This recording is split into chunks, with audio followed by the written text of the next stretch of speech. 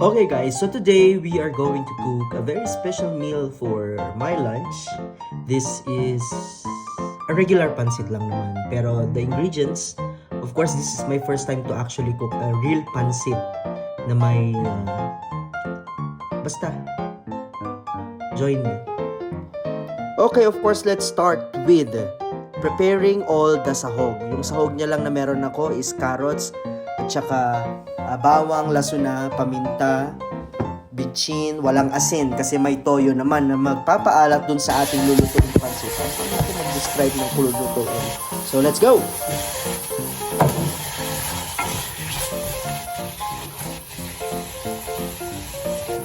Wala po tayong sauce or supply ng sauce dito kasi wala. Malayo tayo sa Paris, malayo tayo sa syudad. Yung grocery store nila dito, ito lang yung nakita ko. Soybean. Ito yung at ang mahal, this is 6 euro. Yung soy naman at sa Paris, nasa 3 lang ata. Or 7. I don't know. Pagtiisan ng mga supply dahil sa mga decision natin, tiisin.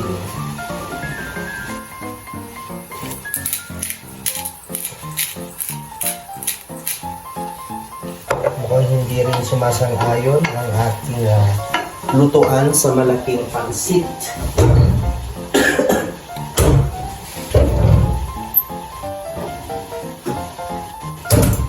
Na niluluto natin.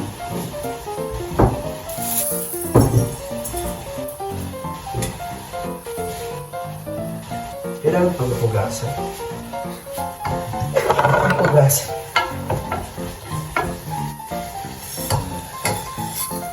I mean, babasahin. Tutuligin.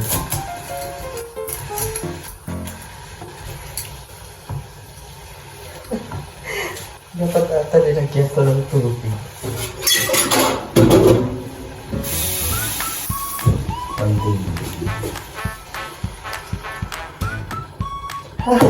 Ginawang noodles. Sinabawan pa. Parang masyadong madami yung sabaw.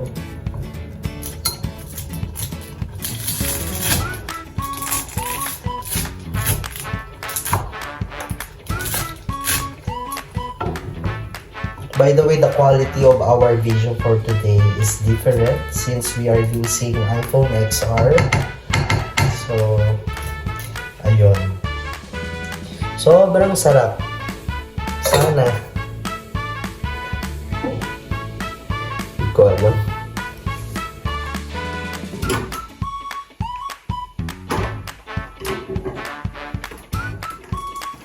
Again, magtitipid tayo. So, this is pork. Kunti lang ang ilalagay natin. For the sake lang na may masabi tayong nilagay na karne. Okay, so ang isasawag naman natin na karne will be this. It's already chopped actually. Yeah.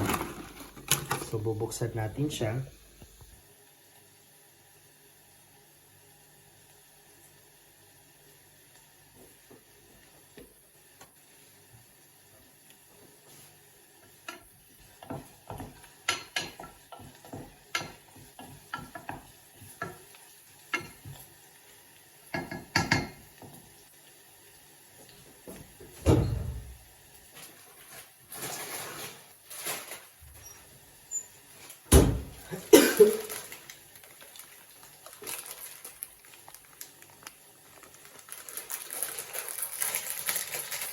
Since mag-isa lang naman ako, isang banig lang din ang ating lulutuin.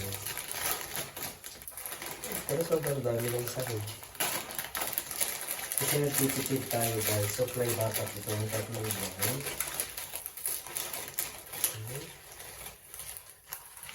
Okay. So, maglalagay naman tayo ngayon ng hindi hinugasang carrots. Ayan. Kanina ko pa iniisip na hugasan, pero sabi ko, minsan talaga, for us to be healthy, kailangan ng konting dumi. Okay? So, don't you worry. This is all organic. So, hahalo-haloin lang natin hanggang sa mangawit ang balikat.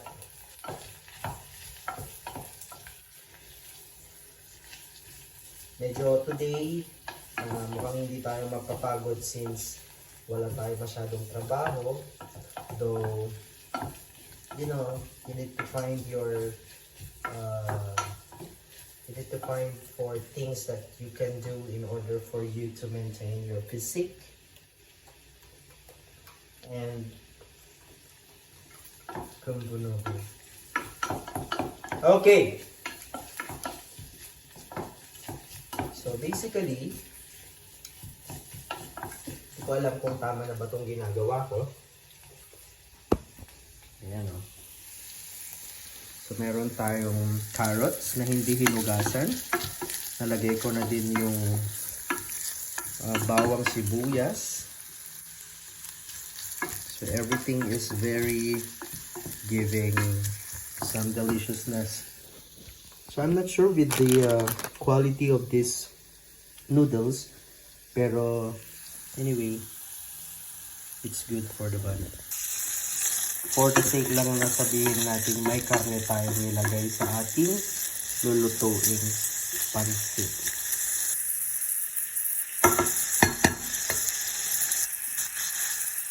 Parang may nakalimutan tayo. So maglalagay tayo.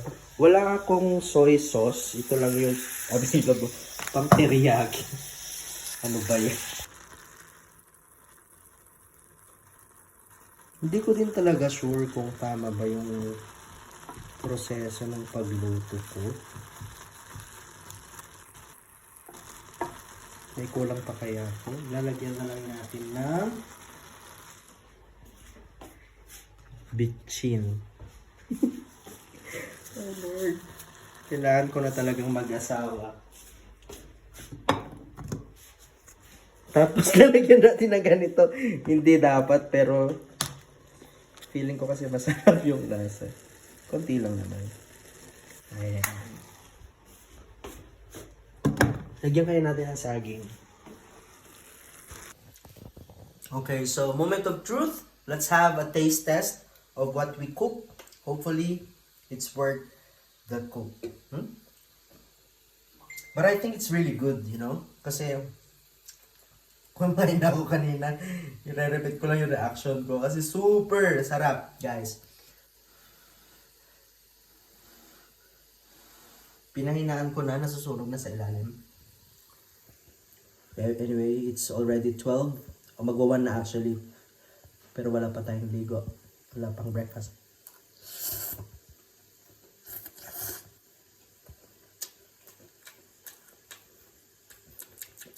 Guys, the best.